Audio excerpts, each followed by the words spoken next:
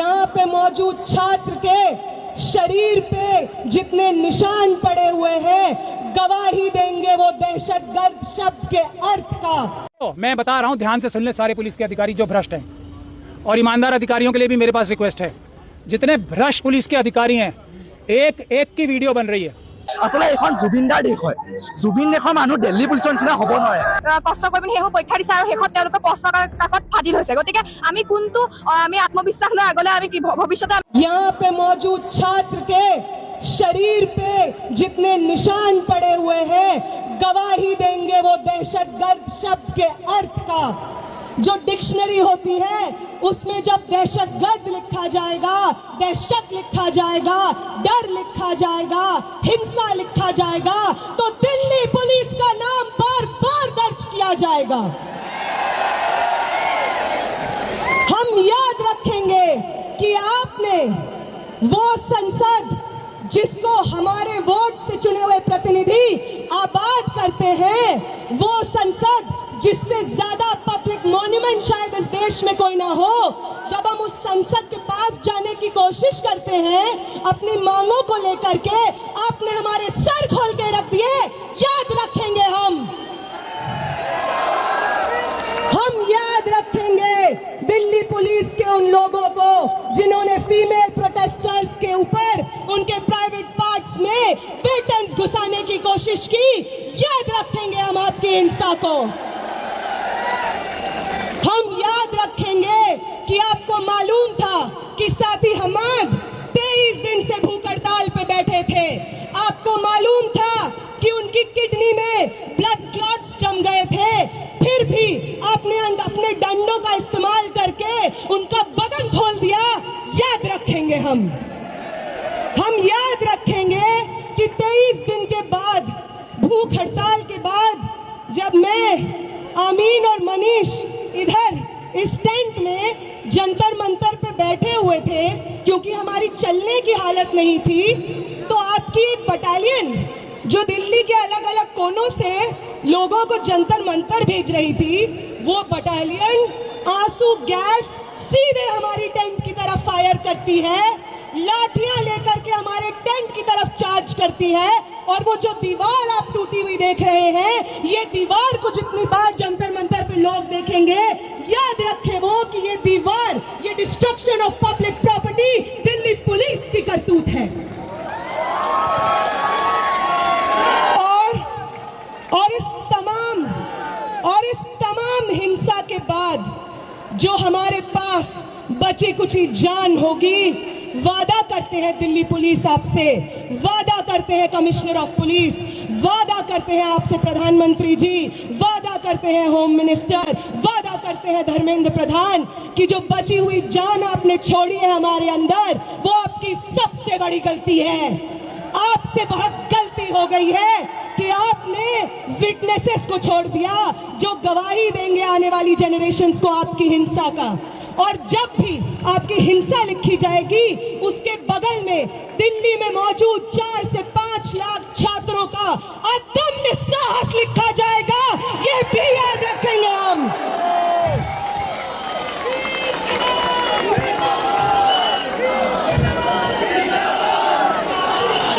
याद रखेंगे हम कि पटना से कूच करके, लखनऊ से कूच करके, महाराष्ट्र से कूच करके, कर्नाटका से कूच करके एक दूसरे को जानते नहीं थे जो लोग, उन्होंने आपकी हिंसा से एक दूसरे को बचाया है, अपने शरीर से अपने बगल वाले इंसान को बचाया है, सिर्फ इसलिए ताकि इस देश में लोकतंत्र जिंदा रहे, आगे आने वाले पीढ़ी के लिए शिक्षा जिंदा रहे। और अगर आपको उदाहरण ही चाहिए कि कौन इंस्पायर करता है हमें, तो अभी देते हैं आपको उदाहरण। वो सावित्री माई, वो फातिमा शेख जिन्होंने पूरे समाज की तोहमतें झेली, पत्थर अपने बदन पे झेले, गोबर अपने बदन पे झेला, सिर्फ इसलिए क्योंकि वो चाहती थी कि इस देश की महिलाएं, इस देश के पिछड़ी जाति से आने वाले लोग शिक्षा हासिल कर सके। तो उनसे इंस्पिरेशन मिलती है हमें। हम उनसे ये सीखते हैं कि अपने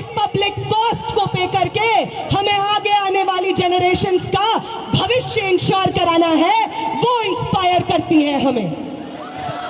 अंबेडकर इंस्पायर करते हैं हमें, वो हमें इंस्पायर करते हैं कि अपनी पूरी जिंदगी बिना रुके, बिना थके, समाज की तमाम तोहमतें, आइसोलेशन झेलते हुए किस तरीके से अपने आगे आने वाली पीढ़ी के लिए एक बेहतर समाज बनाया जाता है, अंबेडकर से प्रेरणा लेते हैं हम, भगत सिंह से प्रेरणा लेते हैं हम। वो 23 साल का स्टूडेंट, आप में से कितने लोग 23 साल के स्टूडेंट हैं?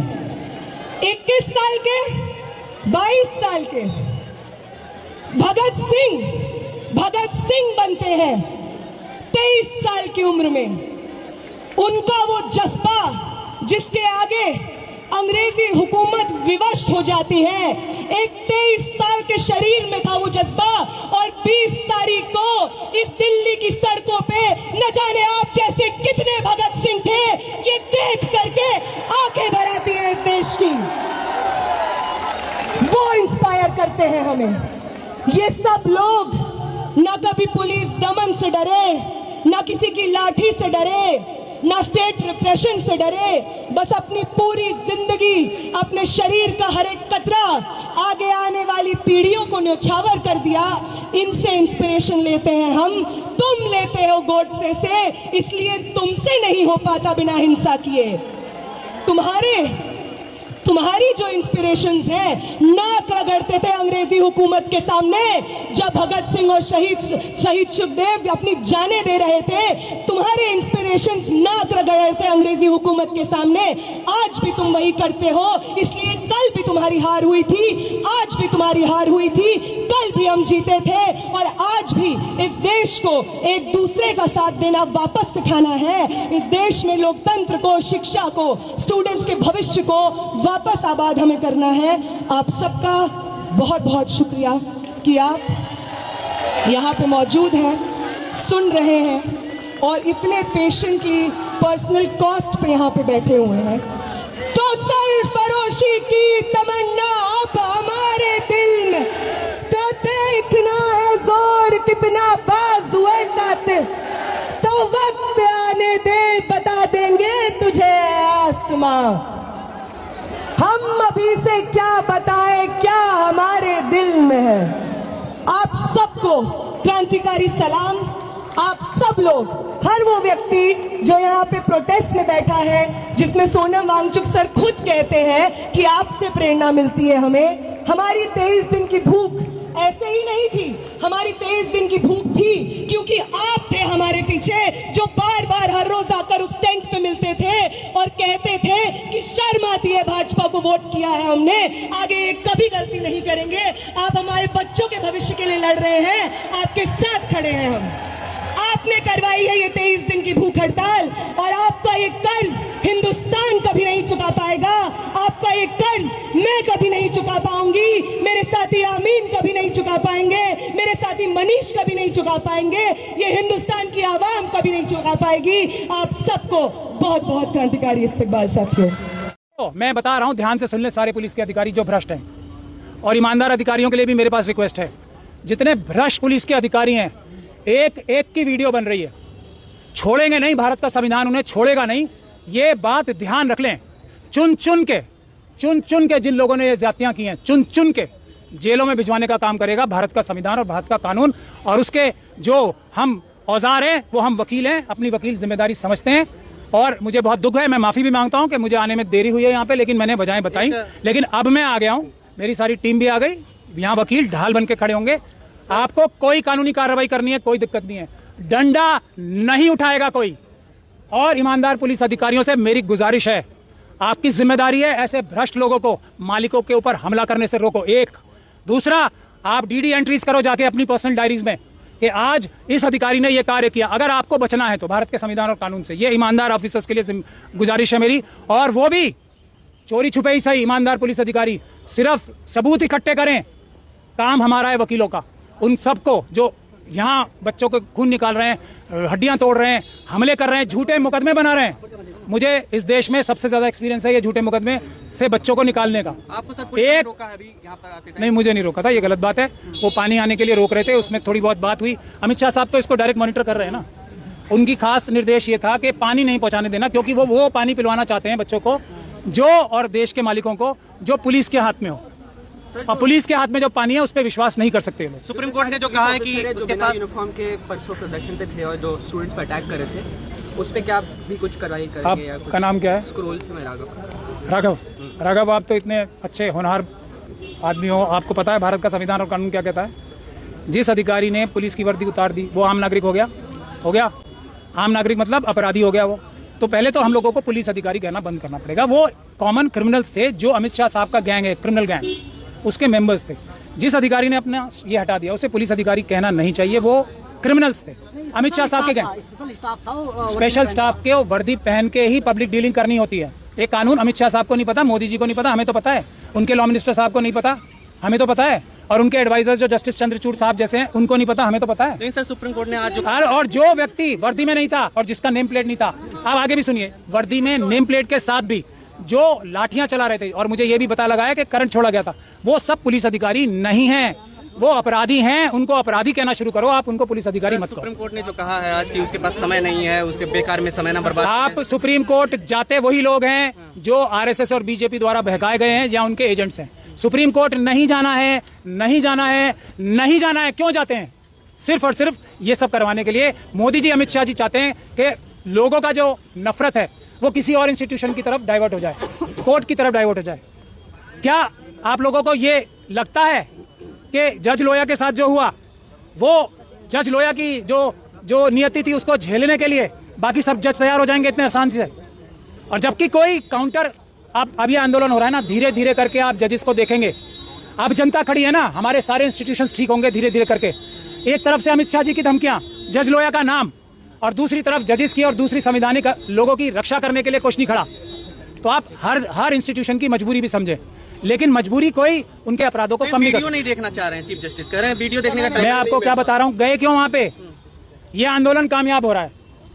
अमित शाह साहब का इस्तीफा 1 पॉइंट प्रोग्राम होना चाहिए। मैं तो कह रहा हूं, अगर आप लोगों को सफलता प्राप्त करनी है ना, अमित शाह जी के इस्तीफे को छोड़ के हर मांग आपकी मानी जाएगी। एक डिमांड सबसे ऊपर लिख लो इसमें, ईवीएम हटाओ, देश बचाओ, पेपर बैलेट से इलेक्शन कराओ।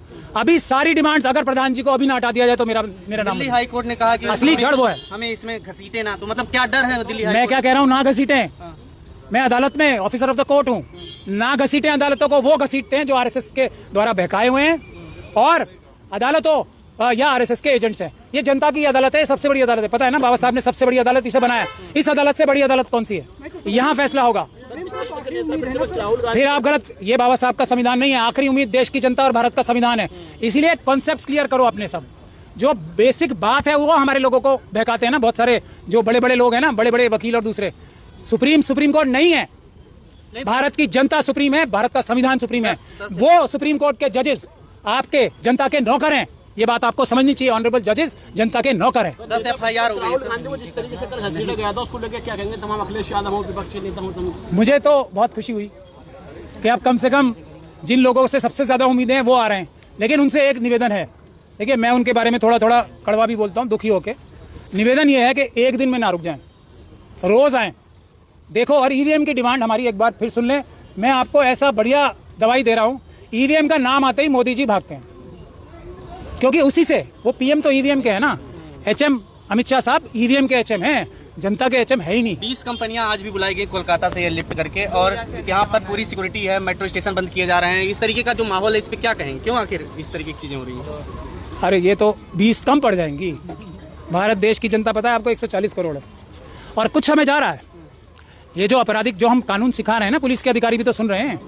अगर कोई सीनियर ऑफिसर अपराध करने के लिए निर्देश देता है तो वो पालन करना, यानी कि ना पालन करना उस आपराधिक आदेश का, ये हर पुलिस ऑफिसर की ड्यूटी है। उसकी ड्यूटी ये है कि ये आपराधिक आदेश, लाठी मारने के आदेश, गोली चलाने के आदेश, आंसू गैस चलाने के आदेश, और इस प्रकार से बैरिकेड लगाने के आदेश, ये अपराध है। तो ये अपराध करने के लिए जो डायरेक्शन दिए जाते हैं उसको मानने के लिए बाध्य नहीं है। बहुत जल्दी आप लोग देखेंगे, मना करेंगे कि हम हमारे मालिकों के सर नहीं फाड़ेंगे, हम हमारे मालिकों को करंट नहीं लगाएंगे, हम इनके ऊपर आंसू गैस नहीं छोड़ेंगे, क्योंकि ये ईमानदारी से, शराफत से पीसफुली बैठे हैं। ये 10,000 FIR कर ले, हम लोग हैं ना अभी जिंदा। ये कम किए 6, 10,000 FIR करो अमित शाह जी, हम सब देखेंगे, हमने देखी है, आगे भी देखेंगे। जनता कहाँ से पैसा देगी? हम बैठे, भारी भरकम फीस लेते हैं। हमने किसी से फीस ली है? अगर जो मिशन का काम कर रहा है किसी से फीस ली है? ना पहले ना अब।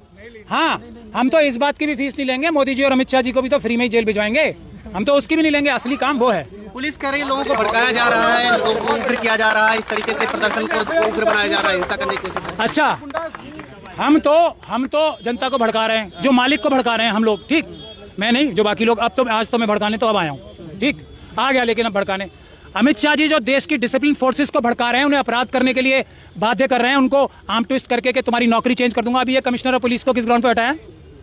कमिश्नर ऑफ पुलिस साहब का क्या गुनाह था? ये आर्म ट्विस्टिंग है ना, ये बात है। अगर तुमने वो नहीं किया, अगर तुमने इस पीसफुल प्रोटेस्ट पे गोली नहीं चलवाई, तुम्हें हटा देंगे। पावर है ना सर, अरे ये पावर नहीं है, ये अपराध है। नाकाम सीपी थे सतीश गोड्डा साहब, नए जो सीपी आए अनुराग कुमार, ये बड़े अच्छे हैं। ये कामयाब हो गए ना, इन्होंने अपने मालिकों के ऊपर लाठी और करंट और आंसू गैस चला लिए, झूठे मुकदमे करा लिए, ये कामयाबी चाहिए? ये अपराध है ना। तो अपराधी गैंग है, अमित शाह साहब का गैंग है ये अपराधिक। उसके बेटियों को लट्ठों से मारा है।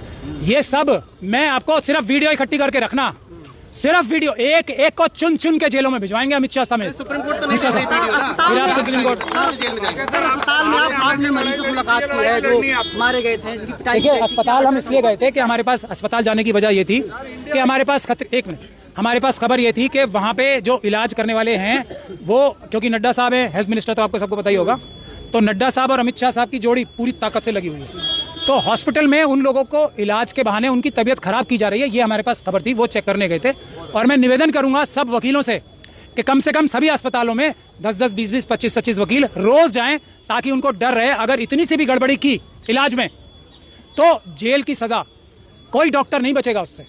ये इसलिए हम गए थे आज। और बात वहाँ पर क्या देखा, किस तरह की स्थिति? नहीं, वहाँ तो देखिए, इस वक्त तो अमित शाह जी के राज में धमकी का माहौल चल रहा है। वहाँ की डायरेक्टर साहिबा आ गई, वो अपने रिश्तेदारों के नाम लेके डराने लगी हमें, बड़े बड़े नाम लेके कि मैं उसके रिश्तेदार हूँ, ये हूँ वो। पर हम लोग तो पैदा ही डरे हुए होते, तो हमने कहा कि हम लोग जिसके नाम से आप डरा रहे हो, हम देश की जनता है, उनके मालिक हैं हम। तो ये बात जो है ना, ये बुनियादी बात है। मैं सिर्फ एक बात कहने आया हूँ, मालिकों को मालिक हैं ये याद दिलाने, और नौकर हैं उनको ये याद दिलाने। सरकार गिरने जा रही है सर? सरकार नहीं गिरने जा रही, ये अभी पहला टारगेट रखे, सरकार बदलेगी ईवीएम से।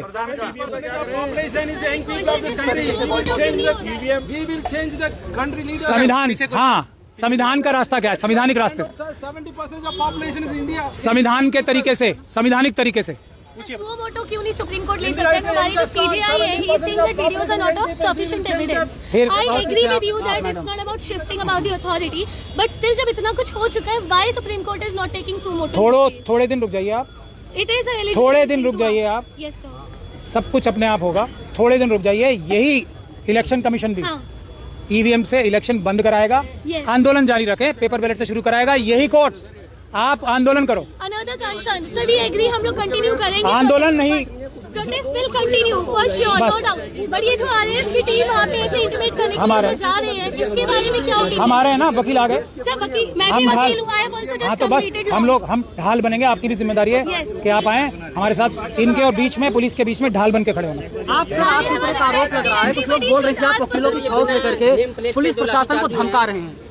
देखिए, मैं संविधान की बात करता हूँ, अगर संविधान किसी को धमकाता है तो वो चोरों और बेईमानों को धमकाता है, तो चोरों और बेईमानों को संविधान আসলে এখন জুবিনদাৰ দেশ হয়, জুবিন দেশৰ মানুহ দিল্লী পুলিচৰ নিচিনা হ'ব নোৱাৰে। কষ্ট কৰি পিনে সেইবোৰ পৰীক্ষা দিছে আৰু শেষত তেওঁলোকে প্ৰশ্ন কাকত ফাদিল হৈছে। গতিকে আমি কোনটো আমি আত্মবিশ্বাস লৈ আগলৈ আমি কি ভৱিষ্যতে আমি পৰীক্ষা দিম যে আমাৰ পৰা লিক নহ'ব বুলি আমি এইটো আমাক কথা দিব লাগিব চৰকাৰে। সেয়েহে আমি ওলাই আহিছো। আসলে কেৱল নীট পৰীক্ষা বুলি নহয়, ভাৰতবৰ্ষৰ যি পৰীক্ষাই পাতে সকলো পৰীক্ষাৰে বিজেপি চৰকাৰ অহাৰ পৰা পেপাৰ লিক হৈ আহিছে। দিল্লী পুলিচে যিদৰে অত্যাচাৰ কৰিছে তাৰ তুলনাত আচলতে আমাৰ অসমৰ যোৰহাট পুলিচ, আমি যোৰহাট পুলিচক থেংক ইউ জনাইছো। আচলতে এখন জুবিনদাৰ দেশ হয়, জুবিন দেশৰ মানুহ দিল্লী পুলিচৰ নিচিনা হ'ব নোৱাৰে। এটা মূৰৰ পৰা আন এটা মূৰলৈ যদি আপুনি চায়, তেতিয়া দেখিব যে যোৰহাট আৰক্ষীৰ এক বৃহৎ দল আচলতে ইয়াত উপস্থিত হৈছে। আৰক্ষীসকলে এনেদৰে পানী দিয়া দেখা পোৱা গৈছে। এক প্ৰতিবাদী যোনসকল ছাত্ৰ ছাত্ৰীসকল আছে, আৰক্ষীয়ে, কাৰণ আজিৰ ছাত্ৰ কাইলৈৰ দেশৰ ভৱিষ্যত ছাত্ৰ ছাত্ৰীসকলক আচলতে এনেদৰে পুলিচ প্ৰশাসনে খোৱা পানী এটোপা যোগান দিয়া দেখা পোৱা গৈছে। দিল্লীৰ যন্তৰ মন্তৰ দৰে পৰিৱেশ আচলতে সৃষ্টি হৈছে যোৰহাটতো আচলতে কেন্দ্ৰীয় শিক্ষামন্ত্ৰীৰ বিৰুদ্ধে আচলতে প্ৰতিবাদ বা শ্লোগান দি ছাত্ৰ ছাত্ৰীসকল ইয়াত একত্ৰিত হোৱা দেখা পোৱা গৈছে। মই বৰ্তমান উপস্থিত আছো যোৰহাটৰ বৰুৱা চাৰিআলি আৰু বৰুৱা চাৰিআলি এক পৰিৱেশ মই আপোনালোকক দেখুৱাবলৈ বিচাৰিছোঁ। যোৰহাট আৰক্ষী বা অসম আৰক্ষীয়ে ইয়াত সষ্টম হৈ থকা দেখা পোৱা গৈছে। মোৰ সহযোগীৰ জৰিয়তে এক মই বিশেষ পৰিৱেশ মই আপোনালোকক দেখুৱাবলৈ বিচাৰিছোঁ। এয়া হৈছে ছাত্ৰ সমাজ ওলাই আহিছে আৰু ইয়াত প্ৰশাসন ব্যৱস্থাটো অতি কটকটীয়া কৰি তোলা হৈছে। বৰ্তমান সময়ত যোৰহাটৰ বৰুৱা চাৰিআলিত যোৰহাট পুলিচ তথা প্ৰশাসন ব্যৱস্থাটো অতিকৈ কটকটীয়া কৰি তোলা হৈছে। মই ইয়াত দেখুৱাবলৈ বিচাৰিছোঁ মোৰ সহযোগীৰ জৰিয়তে। এয়া হৈছে যোৰহাট আৰক্ষী আৰু যোৰহাট আৰক্ষী এক বৃহৎ দল আচলতে ইয়াত উপস্থিত হোৱা দেখা পোৱা গৈছে। মোৰ সহযোগীয়ে মই পুনৰ দেখুৱাবলৈ বিচাৰিছোঁ যোৰহাট বৰুৱা চাৰিআলিত যদি পুনৰ আপুনি এক পৰিৱেশ যদি এটা মূৰৰ পৰা আন এটা মূৰলৈ যদি আপুনি চায় তেতিয়া দেখিব যে যোৰহাট আৰক্ষীৰ এক বৃহৎ দল আচলতে ইয়াত উপস্থিত হৈছে। যোৰহাটৰ বৰুৱা চাৰিআলিত এক বৃহৎ পৰিৱেশ আচলতে সৃষ্টি হোৱা দেখা পোৱা গৈছে। জিন্দাবাদ আচলতে ধ্বনি দিয়া দেখা পোৱা গৈছে। ছাত্ৰ ছাত্ৰীসকল ওলাই আহিছে এনেদৰে প্ৰতিবাদী কাৰ্যসূচী তেখেতলোকে হাতত লৈছে। মই দেখুৱাবলৈ বিচাৰিছোঁ এনেদৰে আচলতে ছাত্ৰ ছাত্ৰীসকলক আচলতে আৰক্ষীসকলে এনেদৰে পানী দিয়া দেখা পোৱা গৈছে।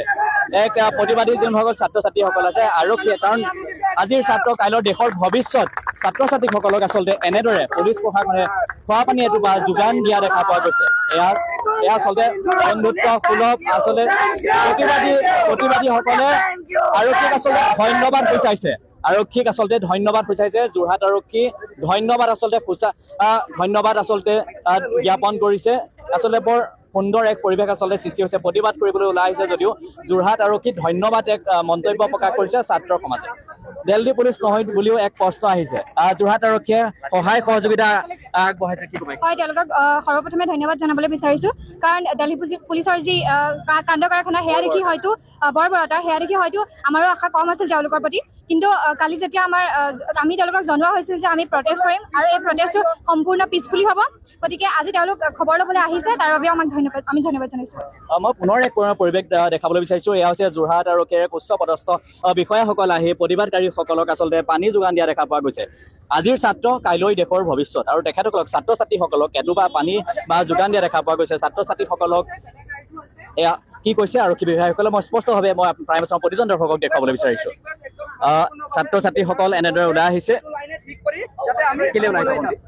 যিহেতু আমিও যুৱ প্ৰজন্ম আৰু আমি জানো যে ভৱিষ্যতে আমিও কিছুমান প্ৰতিযোগিতামূলক পৰীক্ষা দিবলৈ আগবাঢ়ি গৈছোঁ। যদিহে আমি গম পাওঁ যে আমাৰ দাদা বাইদেউসকলে যিসমূহ প্ৰতিযোগিতামূলক পৰীক্ষা তেওঁলোকে দিছে, ইমান বছৰ তেওঁলোকে কষ্ট কৰি পিনি সেইবোৰ পৰীক্ষা দিছে আৰু শেষত তেওঁলোকে প্ৰশ্ন কাকত ফাদিল হৈছে। গতিকে আমি আমি আত্মবিশ্বাস লৈ আগলৈ আমি ভৱিষ্যতে আমি পৰীক্ষা দিম যে আমাৰ পৰা লিক নহ'ব বুলি আমি এইটো আমাক কথা দিব লাগিব চৰকাৰে। সেয়েহে আমি ওলাই আহিছোঁ। তুমি কি কাৰণে ওলাই আহিছা ভাইটি? মই এনেকৈ আহিছোঁ পেপাৰ লিকৰ কাৰণে। শিক্ষামন্ত্ৰীৰ নাম কি বাৰু? আচ্ছা, প্ৰতিবাদকাৰী ওলাই আহিছে। মই আৰু যাবলৈ বিচাৰিছোঁ। তোমাৰ স্কুলৰ পৰা আহিছা? মালৱালী হায়াৰ ছেকেণ্ডেৰী স্কুল। কি পঢ়ি আছা? Second year. প্ৰতিবাদকাৰীসকল এনেদৰে ওলাই অহা দেখা পোৱা গৈছে। ছাত্ৰ ছাত্ৰীসকল বৰ্তমান সময়ত শান্তিপ্ৰিয়ভাৱে অতিকৈ সুন্দৰভাৱে আচলতে প্ৰতিবাদ কৰা দেখা পোৱা গৈছে আৰু আটাইতকৈ জিন্দাবাদ ধ্বনি দিয়া দেখা পোৱা গৈছে। এয়া আচলতে যোৰহাট আৰক্ষীৰ যথেষ্ট সহায় সহযোগিতা আগবঢ়াইছে, কাৰণ জনতাৰ আচলতে মই তেখেতলোকৰ ওচৰলৈ যাবলৈ চেষ্টা কৰিছোঁ। বিজেপিৰ হুঁচিয়াৰ ধ্বনি মই আপোনালোকৰ যোৰহাটত আপোনালোকে ওলাই আহিছে? মই ইয়াতে ওলাই আছোঁ, কিন্তু नीट पेपर लीक होइसे, SSCG पेपर लीक होइसे, OSM टेक्निकल इशू आसे, CUT टेक्निकल इशू आसे। हम लोग सर यहाँ पे आए हैं ताकि सिस्टम को सही कर दिया जाए, इसलिए हम लोग यहाँ पे खड़े हैं। मैं अपने भाषण से सर मैं पूरे दुनिया को एड्रेस कर रहा हूँ, मैं पूरे वर्ल्ड को एड्रेस करना चाहता हूँ, ना सिर्फ असम ना सिर्फ इंडिया, पूरे वर्ल्ड को। ये पूरा सर हम लोग का सिस्टम है वो खोखला होता जा रहा है, इकोनॉमी नीचे गिरती जा रही है सर, हम लोग के ऊपर इन्फ्लेशन बहुत बढ़ता जा रहा है, एजुकेशन जो इंडिया के फ्यूचर को शेप करता है सर वो धीरे धीरे खत्म होते जा रहा है। अगर ऐसा ही चलता रहा सर तो हमारा इंडिया जो है सड़कों पे आ जाएगा, इसलिए हम आज सड़कों पे उतरेगा ताकि इंडिया सड़कों पे ना आए। ধন্যবাদ থাকিল। মই আন এগৰাকী ওচৰলৈ যাবলৈ মই চেষ্টা কৰিছোঁ। আপোনালোকে কিয় ওলাই আহিছে আজি? আচলতে আজি আমাৰ দেশৰ পৰিস্থিতি আমি সকলোৱে দেখিছোঁ। আচলতে কেৱল নীট পৰীক্ষা বুলি নহয়, ভাৰতবৰ্ষৰ যি পৰীক্ষাই পাতে সকলো পৰীক্ষাই এই বিজেপি চৰকাৰ অহাৰ পৰা পেপাৰ লিক হৈ আহিছে। কেৱল ভাৰততে বুলি নহয়, আমাৰ অসমতো 2021 চনৰ পৰা বিভিন্ন ধৰণৰ পেপাৰ লিক হৈ আহিছে। হায়াৰ ছেকেণ্ডেৰী মেট্ৰিক সকলো পৰীক্ষাৰ পেপাৰ লিক হৈ আহিছে। আচলতে নীট পৰীক্ষাত পেপাৰ লিক হোৱাৰ কাৰণে জন্তৰ মান্তৰ আচলতে সোণম ৱাংচুকচাই যি যিটো ভোক হৰতাল কৰি আছিলে তেওঁৰ 21তম দিন আচলতে সেয়া দিল্লী পুলিচে আচলতে বিজেপি আৰু RSSৰ ভেৰুনীয়া গুণ্ডা বাহিনীয়ে তেওঁৰ মুখত আচলতে যিদৰে বগা কাপোৰ বান্ধি তেওঁক আচলতে সেই স্থানৰ পৰা লৈ গ'ল সেই ক্ষেত্ৰত আমি ধিক্কাৰ জনাইছোঁ আচলতে এই চৰকাৰখনে ডেমোগ্ৰাফি সম্পূৰ্ণৰূপে শেষ কৰি পেলাইছে আমি ছাত্ৰ সমাজ যদি যন্তৰ মন্তৰ প্ৰটেষ্ট কৰিছোঁ যিসকলে কৈছে তাৰ ওপৰত কণা গেছ আৰু লাঠিচাৰ্জ কৰিছে আমি ইতিমধ্যে ছ'চিয়েল মিডিয়াৰ ফালৰ পৰা গম পোৱা গৈছে যে দুজন ছাত্ৰ ছাত্ৰী ইতিমধ্যে যন্তৰ মন্ত্ৰত মৃতদেহ উদ্ধাৰ হৈছে বুলি সেয়া আমি সম্পূৰ্ণৰূপে কিমান দূৰ হয়তো আমি গম পোৱা নাই কিন্তু আমি ৰিল বা ষ্টেটাছসমূহৰ পৰা গম পাইছিলোঁ দিল্লী পুলিচৰ বিপৰীতে কিন্তু যোৰহাট পুলিচৰ আচলতে দিল্লী পুলিচে যিদৰে অত্যাচাৰ কৰিছে তাৰ তুলনাত আচলতে আমাৰ অসমৰ যোৰহাট পুলিচ আমি যোৰহাট পুলিচক থেংক ইউ জনাইছোঁ যাতে ছাৰসকলে আমাক পানী যোগান ধৰিছে সেইবাবে আমি আমাৰ SI ছাৰক ধন্যবাদ জনাইছোঁ আৰু ছাৰহঁতে আমাক বহুত বেছি ছাপোৰ্ট কৰিছে তাৰ বাবেও ধন্যবাদ জনাইছোঁ আচলতে এইখন জুবিনদাৰ দেশ হয় জুবিন দেশৰ মানুহ দিল্লী পুলিচৰ নিচিনা হ'ব নোৱাৰে আমাৰ ইয়াত চব মৰমেৰে আমাৰ ইয়াত মানে কামখিনি কৰা হয় আচলতে এনেদৰে জুবিনদাৰ দেশ বুলি তেখেতে উল্লেখ কৰিছে ছাত্ৰ সমাজে এক পৰিৱেশ মই আচলতে দেখুৱাবলৈ বিচাৰিছোঁ ইয়াৰ মোৰ সহযোগীৰ জৰিয়তে ইয়াৰ আজি পুলিচ প্ৰশাসনৰ যি কটকটীয়া যি নিৰাপত্তা ব্যৱস্থা এই নিৰাপত্তা ব্যৱস্থাটো মই দেখুৱাবলৈ বিচাৰিছোঁ আচলতে এয়া যোৰহাট পুলিচৰ যথেষ্টখিনি তেখেতলোকক যি সঁহাৰি জনাবলগীয়া হয় ক'ত নিৰাপত্তাৰ ক্ষেত্ৰত বা ছাত্ৰ সমাজ বা ওলাই অহাৰ ক্ষেত্ৰত যাতে কোনো এজন ছাত্ৰৰ যাতে অঘটন নঘটে বা অপ্ৰীতিকৰ যাতে পৰিস্থিতিৰ সৃষ্টি আচলতে নহয় সেইবাবে যোৰহাট প্ৰশাসন আচলতে সষ্টম হৈ থকা দেখা পোৱা গৈছে এয়া মোৰ সহযোগীৰ জৰিয়তে দেখুৱাবলৈ বিচাৰিছোঁ যোৰহাট পুলিচ তথা অসম আৰক্ষী আনহাতে ইয়াৰ বিপৰীত দিশে দেখুৱাবলৈ বিচাৰিছোঁ ছাত্ৰ সমাজ এনেদৰে ওলাই অহা দেখা পোৱা গৈছে এই প্ৰতিবাদী এক বৃহৎ সমদল আচলতে ওলাই আহিছে আৰু মোৰ সহযোগীয়ে যে দেখুৱাবলৈ বিচাৰিছে যি নেট পৰীক্ষা আচলতে যি বা পেপাৰ আচলতে যি লিক হৈছিল সেই এনেদৰে ওলাই আহিছে প্ৰতিবাদী কাৰ্য বৃহৎ আচলতে কাৰ্য হৈছে ছাত্ৰ সমাজ আজি ওলাই আহিছে মই এই পৰিৱেশ হিচাপে মই দেখুৱাবলৈ বিচাৰিছোঁ আচলতে হাতে প্লেগ লৈ এনেদৰে ছাত্ৰ সমাজ এনেকৈ ওলাই অহাৰ যি যোৰহাটৰ মাছ মজিয়াৰ এয়া পৰিৱেশ মই তালিকাত দেখুৱাবলৈ বিচাৰিছোঁ এয়া হৈছে যোৰহাট পুলিচৰ সহায় বা তেখেতলোকে ছাত্ৰ সমাজক যি আচলতে সহায় আগবঢ়ালে সেয়া আচলতে যোৰহাট আৰক্ষীক ছাত্ৰ সমাজ প্ৰতিবাদকাৰীসকল প্ৰতিবাদী যি ছাত্ৰ ছাত্ৰীসকল আছে ধন্যবাদ দিয়াটো কিন্তু অতিকৈ সুন্দৰ এক নজিৰ আচলতে সৃষ্টি হৈছে আজি এয়া যোৰহাট আপোনালোকে